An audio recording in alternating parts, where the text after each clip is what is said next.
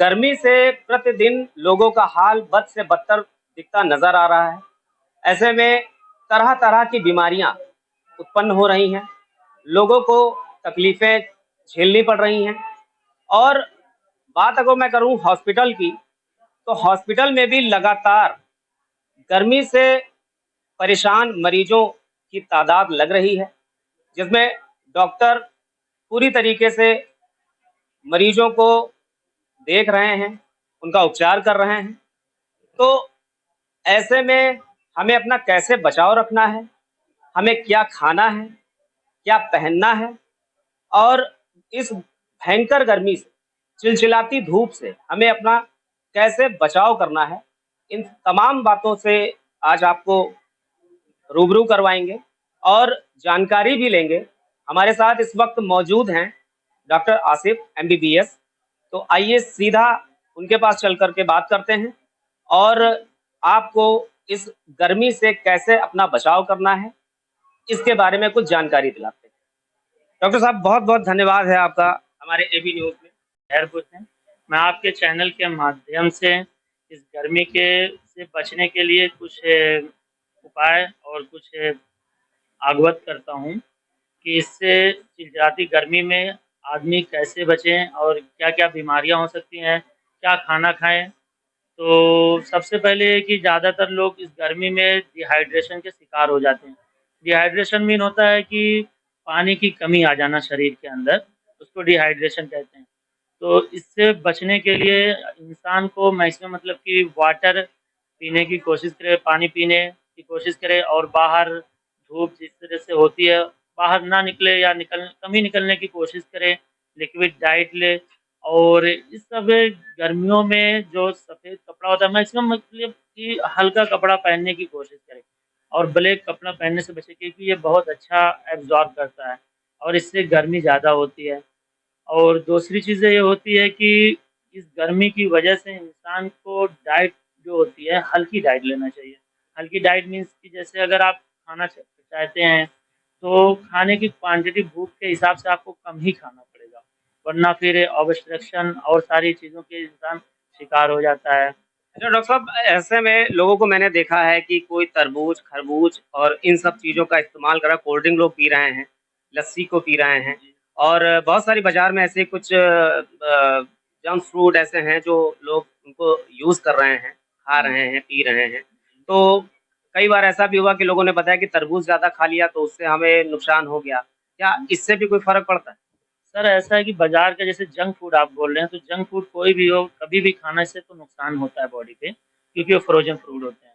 और अगर जैसे नेचुरल फ्रूट जैसे तरबूज हो गया या खरबूजा हो गया, अगर आप मार्केट से लेके आ रहे हैं, तो उसको पहले घर पे रखें, थोड़ी देर ठंडा हो जाए, फिर उससे खाइए। ये शरीर के लिए बहुत ज़्यादा फ़ायदेमंद होता है, इसमें पानी की अधिक मात्रा होती है, इससे डिहाइड्रेशन के चांस कम हो जाते हैं।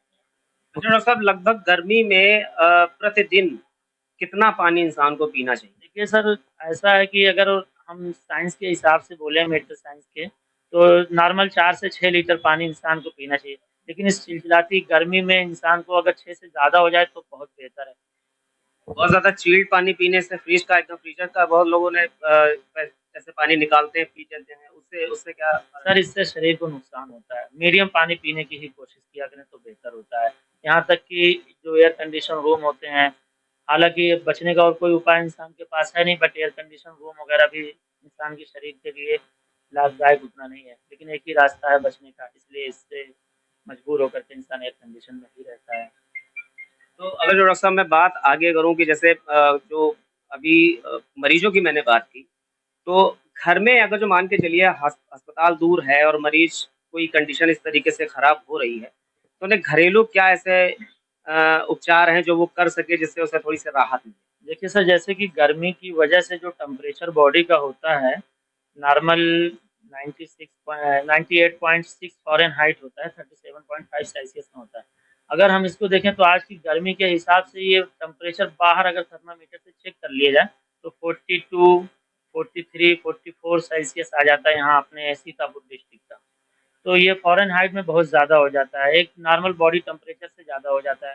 तो ऐसे में इंसान की जब बॉडी का टेम्परेचर नॉर्मल से ज़्यादा हो जाए, हालाँकि उसको इंटरनली फ़ीवर नहीं है, लेकिन बाहर के इन्वायरमेंट की वजह से है, तो घर पे इसका बेहतरीन उपाय ये है कि आप ठंडा पानी जो होता है, बर्फ़ होता है, बर्फ़ से सिकाई कर लें और पानी पी करके थोड़ा आराम कर लें। बस इतना ही कहेंगे कि उतने में इंशाल्लाह आराम मिल जाएगा, पेशेंट को राहत मिल जाएगी। ये चीज़ें होती हैं। और डॉक्टर साहब, ये जो गर्मी में लोग बार-बार नहाते रहते हैं, तो क्या इससे भी कुछ बॉडी में फ़र्क पड़ता है? सर, बार-बार नहाने से बॉडी में फ़र्क तो नहीं पड़ता, लेकिन इंसान को फ्रेशनेस तो महसूस होती है। कुछ लोगों को साइकोलॉजिकली ऐसा होता है कि हम नहा लेंगे तो अच्छा होगा, लेकिन इससे फ्रेशनेस तो होती है, बट इससे ना कोई नुकसान है, ना कोई नहीं, कई बार ऐसा हुआ कि धूप से एकदम से लोग आते हैं, गर्मी नहीं बर्दाश्त होती है, वो तुरंत नहा लेते हैं, तो उससे भी कई बार मैंने हाँ। देखा है लोगों को बीमार होते हुए। तो उसमें बीमारी के चांस बढ़ जाते हैं, ऐसा नहीं करना चाहिए लोगों को कि धूप से आएँ और डायरेक्ट नहा लें। इससे क्योंकि ऐसा होता है कि जैसे किसी गर्म चीज़ को अचानक ठंडे में रख दो, तो टेम्परेचर डायरेक्टली कन्वर्ट हो जाता है और इससे हाँ, बॉडी को हानि पहुँचती है। अच्छा डॉक्टर साहब, मैं बात करूँगा जो सबके घर के जो नन्हे-मुन्ने जो बच्चे होते हैं, जो सबके प्यारे होते हैं, इस गर्मी में कहीं न कहीं वो भी परेशान हो रहे हैं। तो बच्चों की डाइट क्या होनी चाहिए? बच्चों को कैसे कपड़े पहनाने चाहिए? और बच्चों के प्रोटेक्शन के लिए क्या-क्या करना चाहिए परिवार को? सर, सबसे पहले ये होना चाहिए कि जो बच्चे हैं उनको तो बाहर धूप में निकलने ना दें, कभी भी, क्योंकि वो बहुत छोटे होते हैं, डिहाइड्रेशन के चांस बढ़ जाते हैं और उनको बचाने के लिए हल्का कपड़ा पहनाएँ।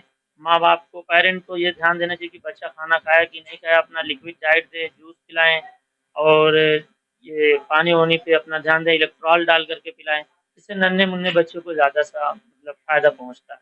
इस तरीके से मैनेज किया जाता है। तो और कुछ सलाह देंगे हमारे दर्शकों को आप?